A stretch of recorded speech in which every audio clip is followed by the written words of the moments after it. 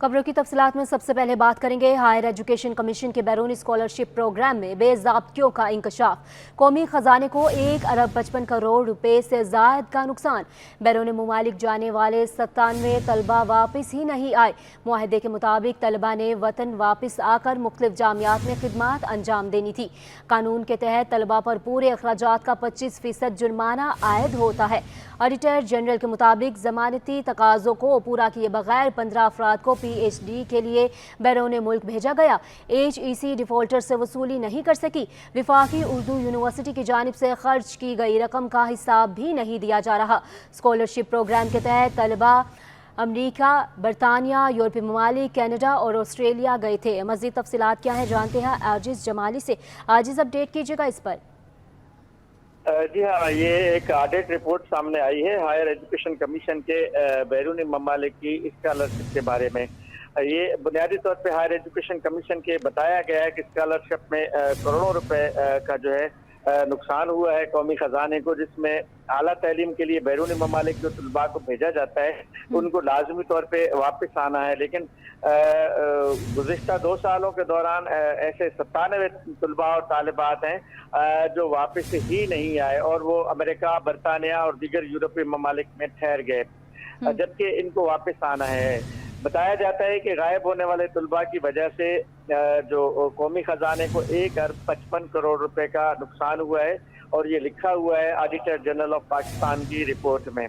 और इस रिपोर्ट में लिखा गया है कि जो डिफॉल्टर्स हैं उनसे वसूली की जाए जो अब तक नहीं की है। और जबकि इसको जवाब भी दिया है हेक ने, तो लिखा है कि वो कानूनी तौर पे कोशिश कर रहे हैं, लेकिन ऑडिटर जनरल लिखा है कि उनकी जो रिपोर्ट है वो इत्मीनान बख्श नहीं है। इसमें जिन तैलीमी इदारों का जिक्र है वो कराची की वफाकी उर्दू यूनिवर्सिटी का जिक्र है, जबकि लाहौर की जो है नेशनल कॉलेज का जिक्र है, जिसके लिए बताया गया है कि 4 करोड़ 52 लाख रुपए की स्कॉलरशिप गैर कानून दी गई है। वफाकी उर्दू यूनिवर्सिटी का ये सिलसिला है कि उसको स्कॉलरशिप के लिए 4 करोड़ रुपए से ज़ायद जो रकम दी गई है वो बजाय उस पे बच्चों को स्कॉलरशिप भेजने के उन्होंने अपने मामूली अखराजात में खर्च कर दिए हैं और वफाकी उर्दू यूनिवर्सिटी के लिए लिखा गया है कि ये रकम उनसे वापस की जाए। तो ये ऑडिटर जनरल की रिपोर्ट है जिसमें बैरूनी ममालिक के स्कॉलरशिप में घपलों का इंकशाफ हुआ है। जी, घपलों का इंकशाफ हुआ है। आजिज़, आप हमारे साथ ही रहिएगा। इसी पर प्रोफेसर तौसीफ अहमद खान, तालीमी माहिर है, हमारे साथ इस वक्त मौजूद है, शामिल गुफ्तगू करेंगे। सर, बहुत शुक्रिया सबसे पहले आपके इस वक्त का। अभी बताइएगा क्या कहेंगे, क्या मौक़िफ़ इख्तियार करेंगे आप इस पर? बात बिल्कुल सही है। उर्दू यूनिवर्सिटी के जो इंतजामिया है वो नाअहल है, उनके अपने मसाइल हैं, तो वो कभी इस तरह की उस पर कार्रवाई नहीं करते जी, तो अच्छा, इसलिए वो रिकवरी नहीं हो पाती, वरना उस पर तो इधर उस पर तो मुकदमात होने चाहिए बाकायदा, जी, तो वो नहीं होती। इसलिए ये हुआ और उससे नुकसान ये हुआ है कि मजीद जो लोग हकीकी तौर पे जाना चाहते हैं उन्हें स्कॉलरशिप नहीं मिले। ये तो जो भी उस वक्त के इंतजामिया थी उसके खिलाफ कार्रवाई होनी चाहिए, तो वह ये रिकवरी हर सूरत में होनी चाहिए। जी। अच्छा सर, बताइएगा कि जो तालिब इल्म वापस नहीं आए, इनकी वापसी के लिए कोई इक़दाम किए जाएंगे? नहीं किए गए ना, उस पर तो मुकदमा होना चाहिए रिकवरी के लिए, तो ये इंतजामिया ने नहीं किया, ये इनकी नाअहली है। अच्छा बताइएगा कि 15 अफराद को ज़मानती तकाजे पूरे किए बगैर भिजवाया गया है, तो इसका जिम्मेदार कौन होगा? वो इंतजामिया होगी 100%। अच्छा सर, आप हमारे साथ ही रहिएगा, हमारे नुमाइंदे भी इस वक्त हमारे साथ मौजूद हैं। अपने नाजरीन को फिल वक्त पहले अपडेट करेंगे। हायर एजुकेशन कमीशन के बैरूनी स्कॉलरशिप प्रोग्राम में बेज़ाब्तियों का इंकशाफ है और हमारे साथ हमारे नुमाइंदे ही मौजूद हैं। अच्छा बताइएगा कि हायर एजुकेशन कमीशन बैरूनी स्कॉलरशिप प्रोग्राम में बेज़ाब्तियों का इंकशाफ आया है, तो बताइएगा, आप कुछ देर कबल कह रहे थे कि रिपोर्ट भी तसल्ली बख्श नहीं आई, क्या वजह है, क्यों रिपोर्ट तसल्ली बख्श नहीं आई और क्यों इतने घपले किए गए हैं?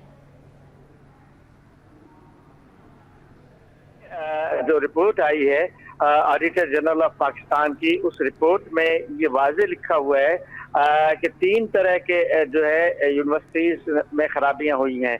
एक तो स्कॉलरशिप जिन बच्चों के लिए है उनको गैर कानूनी तरीकों से भेजा गया, और फिर जिनको भेजा गया उन तलबा और तालिबात की वापसी नहीं हुई। और तीसरा इसमें ये लिखा है कि स्कॉलरशिप्स के लिए जो फंड्स आए हैं यूनिवर्सिटी में, जैसे वफाकी उर्दू यूनिवर्सिटी के 4 करोड़ रुपए का मामला लिखा गया है। ये पैसे आए तो स्कॉलरशिप के लिए हैं, लेकिन यूनिवर्सिटी ने ये पैसे जो है अपने मामूली जो अखराजात हैं उस पर खर्च कर लिए। तो ऑडिटर जनरल की रिपोर्ट में इस तरह के 3 किस्म के इल्जामात हैं इस स्कॉलरशिप के मसले पर। जी अच्छा, बताइएगा कि अभी तक कोई एक्शन लिया गया इसके खिलाफ? नहीं, ये तो जी ऑडिटर जनरल की रिपोर्ट होती है, एक्शन लेना जैसे प्रोफेसर तौसीफ साहब कह रहे हैं, ये तो इंतजामिया का काम होता है, यूनिवर्सिटीज की इंतजामिया का काम होता है एक्शन लेना। अब ऑडिटर जनरल ने रिपोर्ट दे दी, ये 2023 की रिपोर्ट है जो हम यानी गुज़िश्ता बरस की रिपोर्ट है। अब इस रिपोर्ट को यानी आई तो अब है, लेकिन ये 2023 में जो मामलात हुए हैं उसके बारे में ये रिपोर्ट है। अब यकीनन जिन यूनिवर्सिटीज का इसमें जिक्र है उस यूनिवर्सिटीज की इंतजामिया को इस पे कार्रवाई करनी चाहिए जैसे प्रोफेसर साहब कह रहे हैं, और यकीनन कार्रवाई होनी चाहिए। जी ठीक है, आजिज़ आप हमारे साथ ही रहेगा। तौसीफ साहब भी हमारे साथ मौजूद हैं। तौसीफ साहब, अगर आप कुछ सवाल करना चाहते हैं तो कर सकते हैं।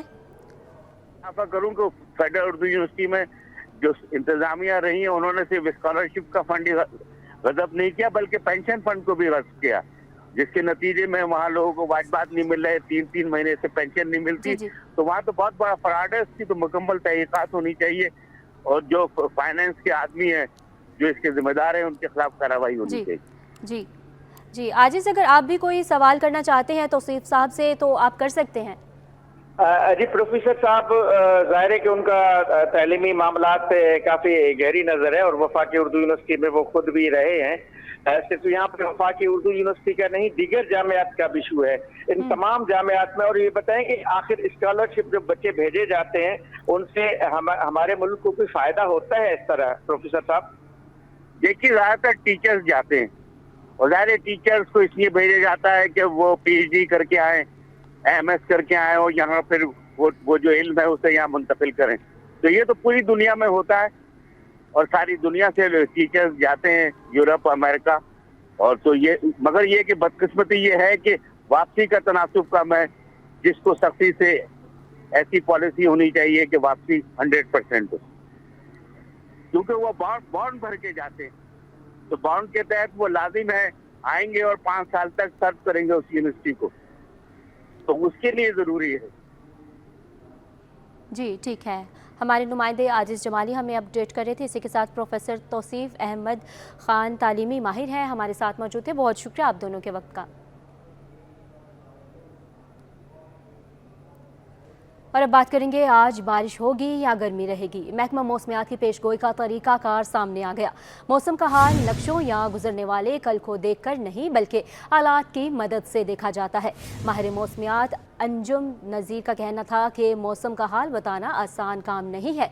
जदीद आलात के ज़रिए मौसम का हाल भी अब जदीद तरीक़ों से बताया जाता है। मज़ीद जानते हैं नुमाइंदा आयमा खान से। आयमा, आगाह कीजिएगा, क्या है ये जदीद तरीक़े? जी बिल्कुल, देखिए टीवी पे तो आपको मौसम का हाल हम बताते हैं, एज अ रिपोर्टर हम जो है वो आपको वेदर की अपडेट दे रहे होते हैं, लेकिन महकमा मौसमियात जो है वो ये वेदर की अपडेट किस तरीके से जो है वो कलेक्ट करते हैं। इस वक्त मैं मेट ऑफिस में मौजूद हूँ, मेरे कैमरामैन हारिस अगर आपको दिखा सकें तो यहाँ पे जो है वो काम जारी है कि किस तरीके से जो है वो वेदर की अपडेट कलेक्ट की जाती है। ये जो मैप है ये 24 घंटों में जो है वो इसको बार बार अपडेट किया जाता है। इसे जो है वो सरफेस मैप कहा जाता है। इस पर बात करने के लिए हमारे साथ जो है वो माहिर मौसमियात अंजुम नज़ीर साहब भी मौजूद है। सर, हमें बताइएगा इस मैप को कितनी देर में जो है वो अपडेट करते हैं और क्या ये काम बहुत मुश्किल होता है? जी देखिए, ये जैसे दुनिया भर का डाटा है, मौसमियाती डाटा, उसको जो है वो कोड फॉर्म में जो है वो एक दूसरे के साथ एक्सचेंज किया जाता है। तो जब हमारे पास ये डाटा कोड फॉर्म में आ जाता है तो जो हमारा प्लॉटर होता है उसको डी कोड करता है और इस सरफेस मैप पे इसको प्लॉट करता है। ये काम जो है वो डिजिटली भी होता है और हाथ से भी किया जाता है। और ये मैप जो है हर 3 घंटे के बाद अपडेट होता है। हर 3 घंटे के बाद इसको प्लॉट किया जाता है और जो फोरकास्टर है वो उसको एनालाइज करके सिस्टम की जो मूवमेंट है उसको पता लगाता है कि जो सिस्टम है वो किस तरफ को जा रहा है। इसी तरह ये जो है आपके पास आपको ये मैप नज़र आ रहा है, ये अपर एयर का मैप है, क्योंकि मौसम जो है वो सिर्फ सरफेस पर नहीं होता। मौसम जो है वो सतह ज़मीन से लेकर आसमान पर बुलंदी तक हमने देखना होता है। तो ये जब अपर एयर के चार्ट्स बनते हैं तो इससे हमें डेप्थ जो है एटमॉस्फेयर में वो मौसम का जो सिस्टम है उसकी कितनी डेप्थ है स्काइज़ के अंदर, उसको हम यहाँ से मेजर करते हैं। बिल्कुल जैसे कि आपने सुना, सरफेस मैप जो है वो हर 3 घंटे बाद जो है वो अपडेट हो रहा होता है, जबकि यहाँ पे जो है वो डेप्थ को भी जो है वो नापा जाता है। जबकि साथ ही साथ जो है वो यहाँ पे, अगर मेरे कैमरामैन हारिस आपको दिखा सके तो यहाँ पे जो है वो महकमा मौसमियात के दफ्तर में हम ये भी देख रहे हैं कि यहाँ पे लाइटनिंग जहाँ पे जो है वो अगर बारिश हो रही है तो उसके नतीजे में कहाँ पे जो है वो बिजली चमक रही है, तो वो भी जो है वो यहाँ पे इन डॉट्स के ज़रिए जो है वो निशानदेही की जाती है। जबकि साथ ही साथ जो है वो यहाँ पे हम ये भी देखते हैं कि महकमा मौसमियात के दफ्तर में रडार भी है, करंट रडार है, जो कि लम्हा ब लम्हा जो है वो मौसम की अपडेट जो है वो हम तक माहिर मौसमियात के ज़रिए हम तक जो है वो पहुँच रही होती है। जबकि यहाँ पे जो है वो सैटेलाइट मैप भी है, और ये सैटेलाइट मैप पे अगर देखें तो ये जो है वो सैटेलाइट के थ्रू जो मौसम की ओवरऑल जो कलेक्शन है उसके बारे में हमें जो है वो अपडेट इससे हासिल हो रही होती है। इसमें जो है वो पाकिस्तान का बाकायदे तौर पे जो है वो नक्शा भी हमें बना हुआ दिखाई दे रहा है, जबकि इसमें बाकायदे तौर पे जो तमाम तर चीज़ें हैं वो भी हमें जो है वो यहाँ पे दिखाई दे रही हैं। और इसके अलावा इस पर हम तफसीलात लेंगे। हमारे साथ एक बार फिर से अंजुम नज़ीर साहब मौजूद हैं। सर, हमें बताइएगा ये मैप, सैटेलाइट मैप किस तरीके से काम करता है, क्योंकि मैं तो इसको देख रही हूँ तो मुझे तो बहुत मुश्किल लग रहा है इसको समझना। रेड कलर है, येलो कलर है, तो ये बताइएगा ये मैप किस तरीके से काम करता है? देखें, बेसिकली ये सैटेलाइट मैप है, क्लाउड्स हैं और विंड्स हैं जो जिसको हम यहाँ पे प्रोजेक्ट कर रहे हैं इसके ऊपर, इस सॉफ्टवेयर के थ्रू, इस मैप के ऊपर। ये पाकिस्तान का मैप है। इस पे जो आपको ये रेड कलर नज़र आ रहा है ये क्लाउड मास है, और जितना ये आगे वाइट्स की तरफ जाता है ये उतना डेंस होता चला जाता है। बाकी जो ये आपको रेड कलर की और वाइट कलर का जो नज़र आ रहा है ये विंड का, सरफेस विंड का फ्लो है, जिसको हम सैटेलाइट और ग्राउंड स्टेशन के ज़रिए मेजर करते हैं।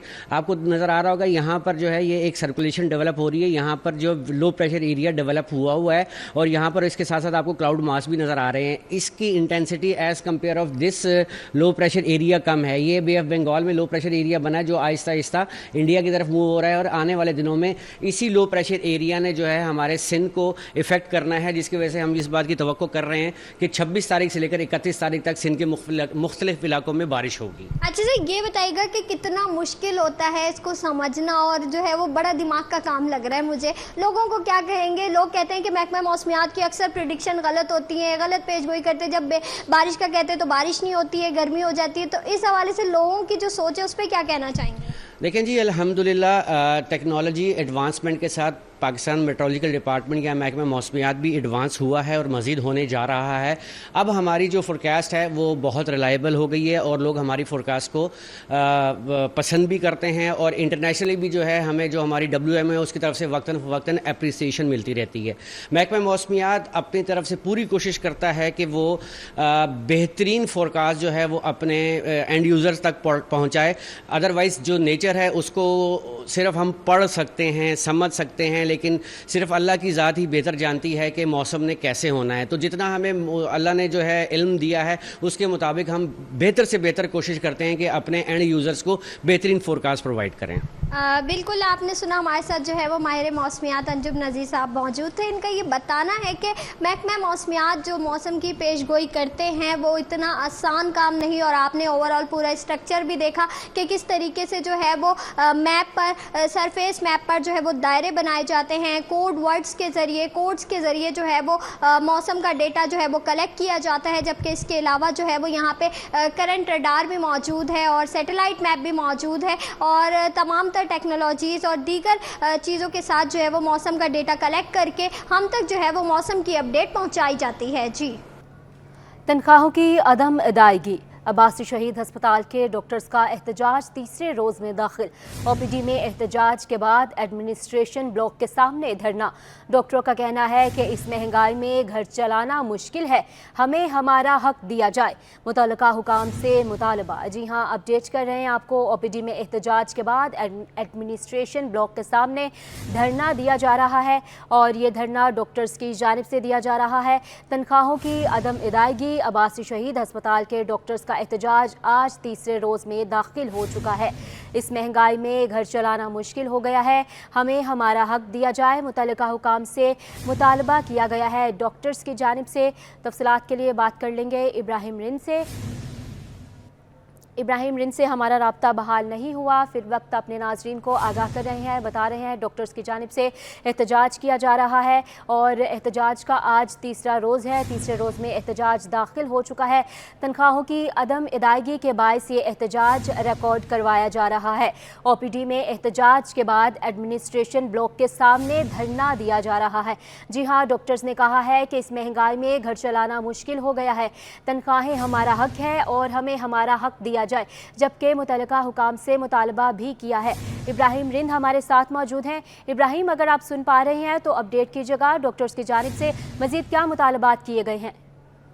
जी देखिए, बिल्कुल ये अब्बासी शहीद अस्पताल के डॉक्टर हैं जो कि महकमा से KMC के मातहत चलने वाला सबसे बड़ा अस्पताल है, जिसके 177 डॉक्टर जो है वो गुज़श्ता 5 माह की तनख्वाहों से महरूम है, जिस पर इन्होंने एहतजाज किया। तीसरे रोज भी अस्पताल की OPD जो है मुकम्मल तौर पर बंद करके इन्होंने जो पहले OPD के अंदर एहतजाज किया, उसके बाद जो है तमाम जो है OPD का बाइकाट करके एडमिनिस्ट्रेशन ब्लॉक के सामने एहतजाजी धरना दिया है। और आज जो है दर्जनों ऑपरेशन है वो भी मुलतवी हो चुके हैं। डॉक्टरों का ये कहना है कि गुज़श्ता 3 रोज से वो पुरअमन तरीके से एहतजाज कर रहे हैं अस्पताल के डायरेक्टर ऑफिस के सामने और अस्पताल के MS ऑफिस के सामने, लेकिन इनके जो मुतालबात है वो पूरे नहीं हो रहे। इस वजह से अब इनका सब्र का जो पैमाना है वो लेबरेज हो चुका है और अब जो है वो मजीद कोई और भी कदम उठाने पर मजबूर हो सकते हैं, क्योंकि 5 माह की इनकी तनख्वाहें रुकी हुई हैं और घर के चूल्हे जो वो ठंडे हो चुके हैं। रोजाना का आना जाने का किराया समेत दीगर जो अखराजात हैं वो अब इनके बर्दाश्त से दूर हो चुके हैं, जबकि इनकी एहतजाज की वजह से जो आने वाले मरीज हैं वो भी शदीद परेशान है। कोई पुरसाने हाल नहीं। यहाँ पर अस्पताल की इंतजामिया से इनकी 2 से 3 बार मुज़ाकरात हुए लेकिन नाकाम हो चुके हैं।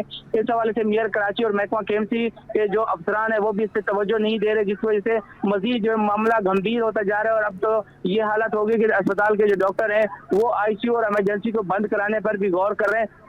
तो दूसरी जानिब जो है अस्पताल की इंतजामिया ने भी तमाम डॉक्टरों को एक तरह की धमकी दी है कि अगर आप लोगों ने अभी मजीद एहतजाज का सिलसिला जारी रखा तो पुलिस और रेंजर्स को भी यहाँ पे तलब किया जा सकता है और मजीद जो मसाइल बढ़ सकते हैं। तो इस हवाले से डॉक्टरों का कहना है कि जब तक मुतालबात पूरे नहीं होंगे, चाहे कोई भी इदारा आए कि यहाँ इनको हटाने की कोशिश करेगा, तो वो यहाँ पे एहतजाज से नहीं हटेंगे। आज तीसरे रोज भी इनका एहतजाज का सिलसिला जारी है। डॉक्टरों का कहना है कि वो अब 3 से 4 रोज तक यहीं रहेंगे। अगर यहाँ पे फिर मुतालबात नहीं हो सकते तो आइंदा का लाएअमल जो है शाम को इनकी कमेटी बैठेगी, वो लाएअमल अपनाएगी कि आया वो मेयर कराची के जो ऑफिस है उसका घेराव करेंगे या MS जिन्ना रोड का घेराव करेंगे या फिर दूसरे अहम महकमों का घेराव करेंगे। तो इस हवाले से आज शाम को जो लाएअमल सामने आएगा। लेकिन अभी जो डॉक्टर हैं वो पुरअमन तरीके से एडमिनिस्ट्रेशन ब्लॉक के सामने एहतजाज कर रहे हैं। जी अच्छा, बताइएगा कि कितने डॉक्टर्स हैं जो इस वक्त एहतजाज कर रहे हैं?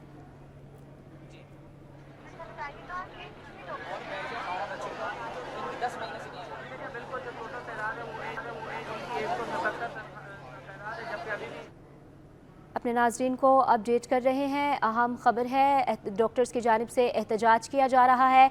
5 माह हो गए हैं, डॉक्टर्स अपनी तनख्वाह से महरूम हो चुके हैं, जिसकी वजह से एहतजाज रिकॉर्ड करवाया जा रहा है। और हमारे नुमाइंदे भी हमें अपडेट कर रहे थे और साथ ही साथ आपको बताते जाएँ कि तनख्वाहों की अदम अदायगी की वजह से ये एहतजाज रिकॉर्ड करवाया जा रहा है। इब्राहिम, अगर आप हमें सुन पा रहे हैं तो बताइएगा कि डॉक्टर्स की कितनी तादाद इस वक्त मौजूद है जो एहतजाज रिकॉर्ड करवा रही है?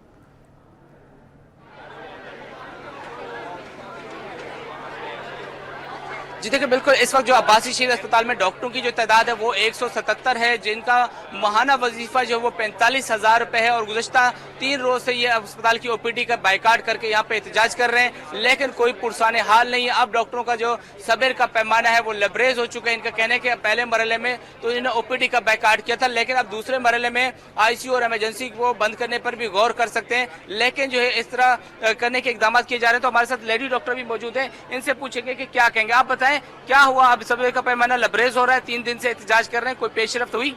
हम लोग पिछले 3 दिनों से एहतजाज कर रहे हैं, लेकिन अब तक हमसे किसी ने भी कोई मुज़ाकरात नहीं किए हैं। हमारी सैलरी के प्रोसेस को आगे बढ़ने की हमें कोई उम्मीद नहीं है, बल्कि उल्टा हमें और धमकियां दी जा रही हैं कि अगर हमने OPDs नहीं खोली तो वो हमें डंडे मारेंगे। हमारे पास फीमेल डॉक्टर्स हैं जो कि इस वक्त हामला भी हैं, उसके बावजूद वो हमें रेंजर्स और पुलिस की धमकियां दे रहे हैं। क्या आप हमें बताइए कि हमारा अपना सैलरीज का उनसे जो मुतालबा है क्या वो गलत है? हम 10 महीने से यहाँ काम कर रहे हैं। कुछ लोग यहाँ पर बाकी बैच पूरा 177 लोगों का पिछले 5 महीने से जो यहाँ पर काम कर रहा है बिना किसी एक भी सैलरी के। हमारे पास यहाँ पर बेसिक फैसिलिटीज मौजूद नहीं है, उसके बावजूद हम इतने अरसे के बाद इन पे भरोसा करके बैठे हुए थे कि अब सैलरी आएगी, अब सैलरी आएगी, लेकिन अब तक हमारी एक भी सैलरी नहीं आई है। बहुत शुक्रिया। जैसे कि इनका कहना है कि अब जो है अस्पताल की इंतजामिया पुलिस और रेंजर की धमकी दे रही है और अस्पताल में वसाइल ना होने की वजह से ये मसीहा हैं दिन रात काम करने पर मजबूर हैं, लेकिन फिर भी इनकी कोई नहीं सुनी जा रही। जबकि इसके साथ साथ दूसरे भी लीडर मौजूद हैं यहाँ पे, उनसे पूछें। आप बताएं क्या क्या कह रही है इंतजामिया के मुज़ाकरात नाकाम हो चुके हैं, और इनसे बात करने से पहले आप बता सकें कि यहाँ पे YDA के रहनुमा भी पहुंच चुके हैं, डॉक्टर वारिस जाखरानी इनके क़यादत में यहाँ पे मौजूद हैं ये लोग। आप बताएं क्या कहेंगे इस हवाले से आप? अच्छा देखिए, हमने आज तीसरा दिन है OPD बंद किए हुए। हम सारी ड्यूटी से बॉयकॉट कर रहे हैं। हमें सासर में थे कि शायद हमसे अभी मज़ाकरात करके ये कहा जाएगा कि आपकी सैलरीज इशू कर रहे हैं। मेयर की तरफ से नोटिस लिया जा चुका है और आपने 3 दिन जो इतनी मुशक्क़त की है उस पर आपको तनख्वाह दी जा रही है। 5 महीने से आप भले काम करें लेकिन आपको तनख्वाह मिल जाएगी क्योंकि आपने 3 दिन OPD बंद की। लेकिन हमें अब ये कहा जा रहा है कि अगर आपने OPD नहीं खोली और आप अपनी ड्यूटीज़ पे वापस नहीं आए तो पुलिस और रेंजर्स को कल बुलाया जाएगा और उसके बाद जो भी होगा उसके आप जिम्मेदार होंगे। ठीक है, जैसे कि इन लीडर की भी बात आपने सुनी कि यहाँ पे कितने मसाइल हैं। यहाँ पे कराची भर के मुख्तलिफ इलाकों से यहाँ पर मरीज आए थे, उनको भी वापस मायूस होकर जाना पड़ा। ये कराची के गुजरानाबाद इलाके। बहुत शुक्रिया आपका इब्राहिम रिंद।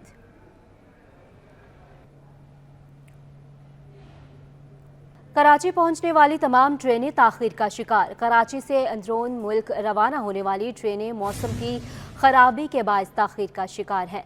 मजीद इस पर क्या तफसीलात हैं, अक्सा शाहिद से जानेंगे। अक्सा, वजूहात बताइएगा। जी बिल्कुल, मौसम की खराबी और तेज बारिश के बाद जो है वो कराची से आने और जाने वाली मुताबिक ट्रेनें जो है वो ताखीर का शिकार है, जिसमें कराची आने वाली तमाम ट्रेनें जो है वो घंटों ताखीर का शिकार है। और मुसाफिरों को रिसीव करने वाले मेहमान जो है वो कराची के स्टेशन पर वेट कर रहे हैं।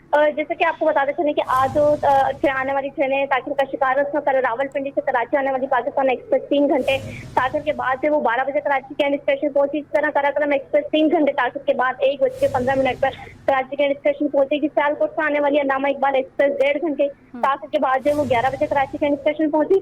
जबकि लाला मूसा मिल्लत एक्सप्रेस जो है वो 12 बजे के बजाय 2 घंटे ताखीर के बाद जो है वो 2 बजे कराची के स्टेशन पहुंचेगी। इस तरह मार्गला से कराची आने वाली ग्रीन लाइन एक्सप्रेस भी ताखीर का शिकार है। 1 घंटे ताखीर का शिकार जो उसे देखा जा रहा है। 4:45 बजे के करीब जो है वो कराची के स्टेशन पहुंचेगी।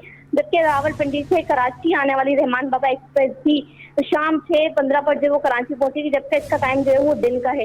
इसी तरह लाहौर से कराची आने वाली एक और ट्रेन पास एक्सप्रेस जो 2.5 घंटे ताखीर का शिकार है, वो भी 1:30 बजे कराची पहुंचेगी। बात कर लेते हैं कराची से रवाना होने वाली ट्रेनों की, तो फिर मुल्तान से कराची जो है वो जिक्र एक्सप्रेस में ताखीर का शिकार है। जबकि कराची से रावलपिंडी पाकिस्तान एक्सप्रेस 2 बजे के बजाय 3:15 बजे कराची से रवाना होगी। इस तरह कराची से लाहौर जाने वाली 5 बजे से एक्सप्रेस दोपहर 4 बजे के बजाय 5:15 बजे रवाना होगी।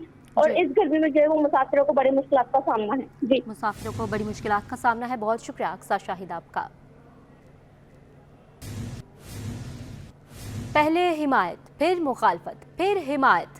कराची चैम्बर ऑफ कॉमर्स का दोहरा मयार। कराची चैम्बर ने 28 अगस्त की हड़ताल की मुकम्मल हिमायत का ऐलान कर दिया। चैम्बर ने 21 अगस्त को सिटी 21 पर हड़ताल की मुखालफत का ऐलान किया था।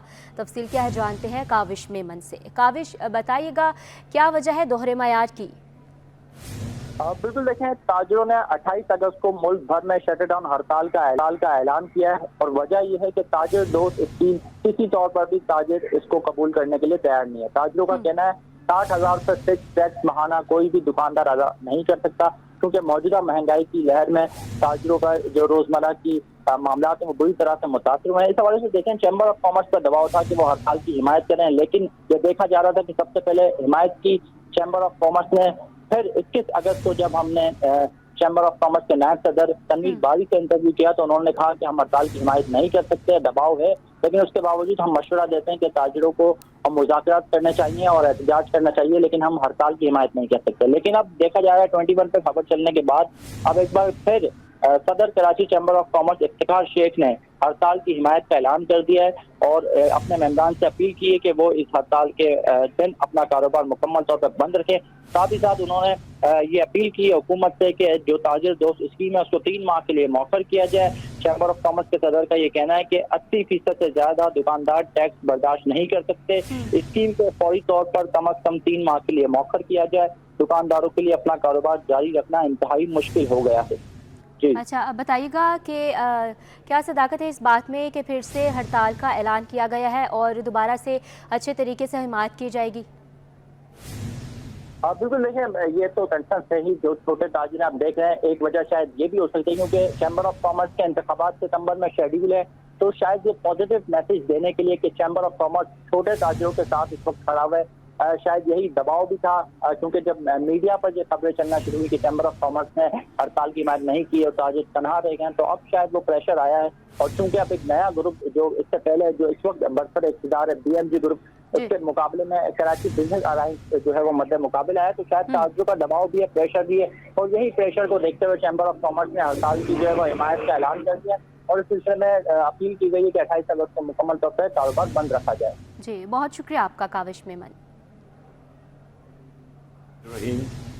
कराची चैम्बर ने ये जो ऐलान किया है, बाकी तहादियों ने, और शटर डाउन हड़ताल है 28 अगस्त को, कराची चैम्बर उनकी हिमायत का ऐलान करता है और हम इंशाअल्लाह ताला कराची चैम्बर की तमाम जो भी मेंबरान हैं उनसे रिक्वेस्ट करेंगे कि 28 अगस्त को कराची चैम्बर का साथ दें और हड़ताल में उनका हिस्सा दें, क्योंकि ताजिर दोस्त स्कीम जो है वो एक ऐसी स्कीम है जिसके ख़िलाफ़ चैम्बर पहले भी कह चुका है कि इस तरह 60,000 रुपये माहाना का एडवांस टैक्स जो है ना वो बहुत ज़्यादा ज़्यादती है इस ताजिर दोस्त स्कीम में, और इसकी वजह से पूरी मार्केटों में हरासमेंट फैला हुआ है।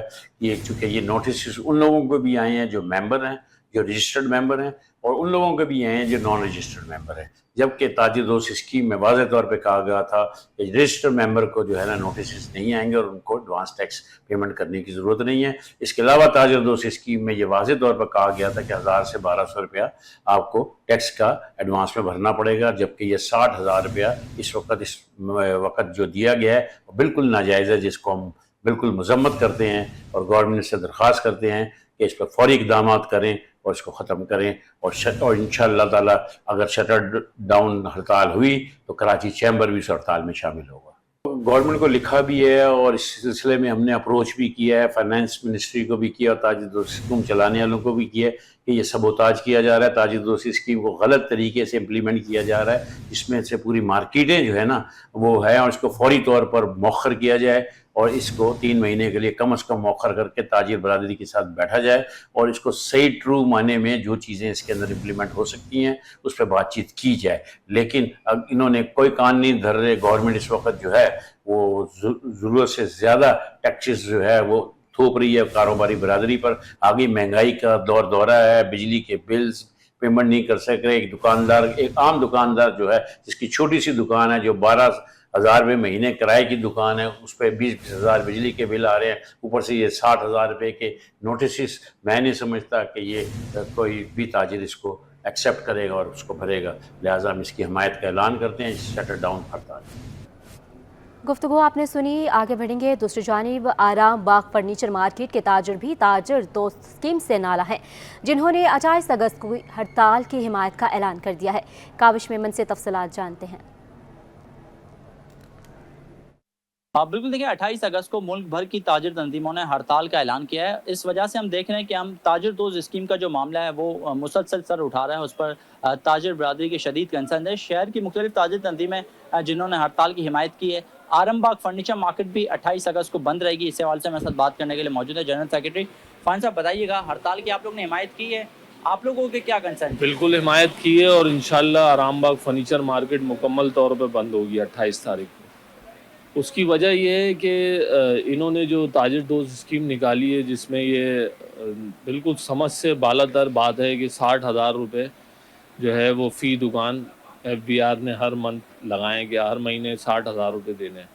तो 60,000 के हालात ऐसे हैं कि हम अपनी यूनियन की फ़ीसें लोगों से लेने के लिए जाते हैं, जो 500-600 रुपये होती है हमारे मेंबर की, हर मेंबर, वो हमें 2-2 साल 3-3 साल बाद मिलती है। तो ये 500-600 रुपये महीना भी लेने आएंगे तो मुश्किल होगा। हालात इतने ख़राब है, कारोबारी हालात बिल्कुल सही नहीं। डिमांड से ही है कि ये जो 60,000 रुपये पर मंथ का जो इन्होंने लगाने की कोशिश कर रहे हैं कि ताजिर दें, तो ये लेके देख लें ताजिर देते हैं या नहीं देते हैं। हमारे जो ऑल कराची ताजिर इत्तेहाद के चेयरमैन है अतीक मीर साहब, उन्होंने ये ऐलान किया है और भी हमारे ताजिरों ने मिल के इसको ऐलान किया है। पाकिस्तान लेवल पे ये हड़ताल हो रही है और इसी वजह से एक अवाम के पास एक एहतजाज, एक हड़ताल का ही रास्ता होता है कि ये अपने हुक्मरानों को ये बता सकें कि भाई हम तकलीफ़ में हैं तो आप लोग इस चीज़ को दूर करें, आपका काम है, आप हुकूमत कर रहे हैं, इसका कोई हल निकालें। बिल्कुल देखें आरामबाग फर्नीचर मार्केट भी 28 अगस्त को बंद रहेगी। इस सिलसिले में जो ताजिर बरादरी है उनका कहना है कि ताजिर दोस्त स्कीम के तहत FBR ने 60,000 रुपये जो दुकानदारों पे लगा दिए। मौजूदा महंगाई की लहर में कोई भी दुकानदार 60,000 रुपये महीने के अदा नहीं कर सकता। मुतालबा किया जा रहा है, चैम्बर ऑफ कॉमर्स भी ये कह रहा है कि 3 माह के लिए इस स्कीम को मौखर किया जाए और जितनी भी ताजिर तंजीमें स्टेक होल्डर्स हैं उनको एक प्लेटफॉर्म पर लाया जाए, उनसे मुशावरत के बाद ही कोई स्कीम लॉन्च की जाए। जी आईजी सिंध गुलाम नबी मेमन ने सिंध पुलिस के शोबा तफ्तीश की कारकर्दगी से मायूस हो गए।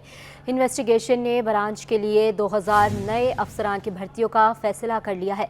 जी हां, अपडेट कर रहे हैं आईजी सिंध गुलाम नबी मेमन सिंध पुलिस के शोबा तफ्तीश की कारकर्दगी से मायूस हो गए हैं। इन्वेस्टिगेशन ब्रांच के लिए 2000 नए अफसरान की भर्तियों का फैसला कर लिया गया है। मेराज अख्तर हमें अपडेट करेंगे। मेराज, बताइएगा। हाँ, ये बिल्कुल जो आईजी सिंध है गुलाम नबी मेमन वो कराची और सिंध पुलिस की शोबे तफ्तीश से हमें मायूस नजर आते हैं। कुछ उसी बातचीत करते हुए सिटी 21 से उनका ये कहना था कि उन्होंने पहले जो अफसरान थे उनको उसमें इस्लाह की भी कोशिश की शोबे में, तफ्तीश के शोबे में, लेकिन उसका कोई खास रिजल्ट नहीं आया। जिस पर अब उन्होंने 2000 नए ASI भर्ती करने का फैसला किया है। ASI रैंक के 2000 अफसरान हो गए जो कि पब्लिक सर्विस कमीशन का एग्जाम पास करने के बाद जो है इन्वेस्टिगेशन ब्रांच को ज्वाइन करेंगे और इन्वेस्टिगेशन में काम करेंगे ताकि इन्वेस्टिगेशन में बेहतरी आ सके। क्योंकि अक्सर यही हो रहा है कि मुलजिमान तो बहुत बड़ी तादाद में गिरफ्तार होते हैं लेकिन इन्वेस्टिगेशन ठीक नहीं होती, जिसकी वजह से उनको सजा नहीं मिल पाती और वो बरी हो जाते हैं। तो इस पर उन्होंने फैसला किया था। फैसला करने के बाद उन्होंने सिंध गवर्नमेंट को एक लेटर भी लिखा था और उसके बाद सिंध गवर्नमेंट से उनको अप्रूवल मिल गई है और अब जल्द ही जो है वो 2000 इन्वेस्टिगेशन ब्रांच के साइजन को भर्ती कर लिया जाएगा। साथ साथ जो पहले से पुलिस एहलकार और अफसरान काम कर रहे हैं इन्वेस्टिगेशन ब्रांचेस में, उनके लिए उन्होंने अपना बड़ा खुला पैगाम दिया है। उन्होंने कहा है कि अगर जो भी इंक्वायरी अफसर अपने इन्वेस्टिगेशन ब्रांच में काम कर रहा है वो 2 सालों के दौरान में अगर कम से कम 25 केसेस को सॉल्व नहीं करता तो उसको प्रमोशन नहीं दी जाएगी, यानी कि उनकी प्रमोशन रोक ली जाएगी। तो ये भी एक बहुत बड़ा उनका पैगाम था और बहुत बड़ा फैसला उनके सामने आया है कि इन्वेस्टिगेशन ब्रांच में जो अभी पुराने पुलिस सरकार और अफसरान काम कर रहे हैं वो अगर अब ठीक तरीके से काम नहीं करेंगे तो उनको प्रमोशन में जो है शदीद परेशानियों का सामना हो सकता है। जी, बहुत शुक्रिया मेराज अख्तर आपका। नाज़रीन, अभी हम बात कर रहे हैं आईजी सिंध गुलाम नबी मेमन सिंध पुलिस की इन्वेस्टिगेशन ब्रांच की कारकर्दगी से मायूस हैं, इसलिए पुलिस के शोबा तफ्तीश में 2000 नए अफसरान भर्ती करने का फैसला किया है। इस हवाले से इनका क्या कहना है, आइए आपको सुनवाते हैं। गवर्नमेंट को हमने लिखा कि भाई 2000 ASI की पोजीशंस इन्वेस्टिगेशन साइड पे की जाए, तो वो हमने कांस्टेबल्स की पोजीशंस को कम किया और उसके अगेंस्ट हम 2000 इन्वेस्टिगेशन के अफसर्स ASI को भर्ती कराना चाहते हैं। तो गवर्नमेंट ने वो भी हमारा प्रपोजल एक्सेप्ट किया। अभी जो है नेशनल पब्लिक सर्विस कमीशन उनकी रिक्रूटमेंट करने जा रहा है। उनको कंपलसरी कर रहे हैं कि 25 केसेस हर ऑफिसर हर साल मिनिमम 2 इयर्स अगर वो करेगा तो नेक्स्ट रैंक में प्रमोट होगा, वरना नहीं। कारसाज पर तेज रफ्तार लैंड क्रूजर की टक्कर से 2 हलाकतें। सिटी 21 न्यूज़ को एनी शाहिद ने हादसे की तफसील बता दी। बताया कि गाड़ी की रफ्तार बहुत तेज थी। सिटी गाड़ी को टक्कर मारने से नर्सरी को नुकसान पहुंचा। पुलिस ने खातून को गिरफ्तार कर लिया। मजीद तफसीलात क्या है जानते हैं सलमान सलीम से। देखिए, बिल्कुल हम लोग कारसाज के उस मुकाम के ऊपर मौजूद हैं जहां पर नताशा की गाड़ी ने जो है वो सिटी कार को टक्कर मारी थी और इसके नतीजे में सिटी कार जो है वो यहाँ पर तबाह बर्बाद हो चुकी थी। पर यहाँ पर एक कंपनी के मुलाजिम हमारे साथ मौजूद है, उनसे जानते हैं आप यहाँ पे क्या काम करते हैं ये बताइएगा और साथ साथ उस दिन क्या वाक़या हुआ था यहाँ? वाक़या हम लोगों ने तो कुछ भी, हम लोगों ने तो गाड़ी कल्टी हुई देखी है, आगे पीछे आवाम घूम रही है पीछे, बाकी तो हम लोगों ने कुछ भी नहीं क्या हुआ या क्या नहीं हुआ। ठीक है, हम लोग तो अपनी ड्यूटियों के ऊपर थे, आवाम की रश देखा और कुछ भी नहीं देखा। अच्छा, ये भी बताइएगा इस सड़क के ऊपर अमूमन गाड़ियों की स्पीड ज़्यादा होती है या कम होती है? बहुत ज़्यादा होती है, तेज़ी से आते हैं तेज़ी से जाते हैं, तेज़ी से आते हैं तेज़ी से जाते। ये बहुत खतरनाक गली है, मतलब अपनी मर्जी रोड साइड है, दरख्त लगे हुए, कुछ पता नहीं चलता कहाँ से गाड़ी आ रही है, गलियाँ भी हैं। देखिए, बिल्कुल मेरे अतराफ के अगर मनाजिर मेरे कैमरामैन आपको दिखा सकें तो ये वो पूरी की पूरी रोड है जहाँ पर इस गाड़ी ने जो है वो पहले 2 मोटरसाइकिल सवारों को टक्कर मारी, उसके बाद एक करोला गाड़ी को टक्कर मारी, उसके बाद जो है वो फ़रार होने की कोशिश की नताशा ने और इस नतीजे के अंदर एक और मोटरसाइकिल को टक्कर मारी जिसके ऊपर बाप और बेटी सवार थे, जो कि मौके के ऊपर ही जाँ बाग हो गए। और जब उनको टक्कर मारने के बाद मज़ीद स्पीड उसने बढ़ाई तो एक सिटी गाड़ी के अंदर जो है वो जाकर लगी और सिटी गाड़ी जो है वो पलट कर यहाँ पे गिर गई और नताशा की जो गाड़ी है वो पलट कर मेन सड़क के ऊपर आ गिरी। और जब पहली जो गाड़ी ने टक्कर मारी है करोला गाड़ी को, उसकी CCTV फुटेज भी सामने आई है जिसके अंदर वाज़ेह तौर के ऊपर देखा जा सकता है कि गाड़ी जो है वो टक्कर मारने के बाद ओवर स्पीडिंग की उसने और उसके बाद आगे जाके ये सारे हादसा रुनुमा हुए। जी।